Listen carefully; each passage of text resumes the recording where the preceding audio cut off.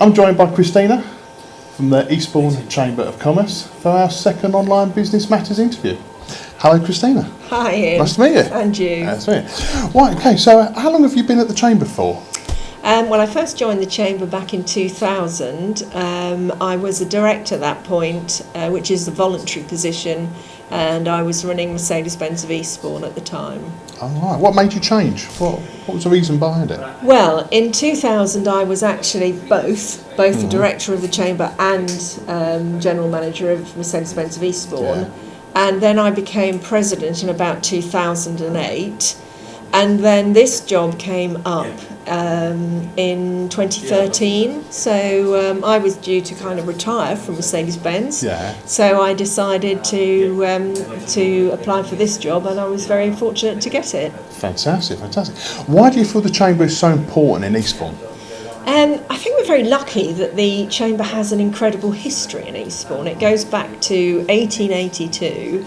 So it's been around a while, and consequently we're the largest town chamber in the southeast. Yeah. We have over 600 members, and we work very closely with the other chambers in East Sussex and with all the local authorities and East Sussex County Council and the MPs and ministers, and we often get visits from ministers in this office. So we've had Theresa May here, we've had William Hague, we've had George Osborne down to talk to us, because they know that actually we are quite influential because we have 600 members, and also we represent those 600 members have about 10,000 members of staff. Right, fantastic, fantastic.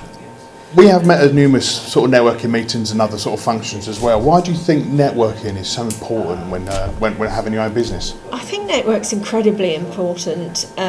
All sorts of networks are important. So don't just have the Chamber network. I would recommend, being involved with a series of different networks. But it's great because it gives you access to people who have been in the same situation you have.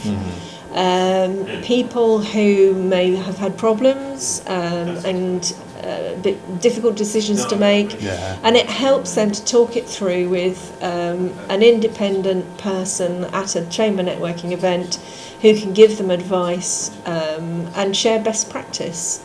Right. There's also a great opportunity to meet new customers and new suppliers, and to work with local businesses who have the credibility of being part of the Chamber for many years, and it sort of builds trust and respect. Yeah, I think the trust part is very important, especially with the small businesses around here anyway. Tell me about some of the events and the regular events you do, and what's sort of planned for the rest of 2016 and 17. Well, we've got an awful lot on at the moment. We run a series of networking events from twice a month. We have a breakfast networking at 7 o'clock in the morning for those who are keen. We have lunch networking, and we have member evenings. And the way we structure the member evenings is that we have new members come first, so that they can meet other new members, because it's much less daunting for them if they're coming to meet other new members than if they think they're coming into 100 people in a room who already know each other. So we get the new members to meet each other first, and then we bring the existing members in to join them. And it's normally a really enjoyable event. Oh, fantastic. So that's the networking, but we also do a series of things to help promote the town. So, for example, last year we did something called Neon Noel, which was an incredible light show on the tower from the town hall.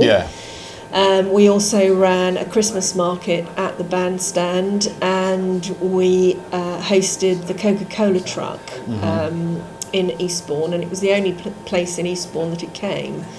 And between those three events, we counted an additional 50,000 people in the town centre. Wow! Who came to Eastbourne, and they find out what it's like, and hopefully come back and do all their Christmas shopping here. Yeah, of course, and obviously you've got the Christmas meal that you have as well. Where's that going to be this year? We're going to have it at the Grand Hotel. Right. Okay. And so we're going to slightly change it, but it's going to be a great networking event and a bit of fun. Right. We're also having the Airborne luncheon at the View Hotel. Wow. And the View have decided to extend what they offer, so chamber members will be able to bring their families over the Saturday and the Sunday. Oh, wow.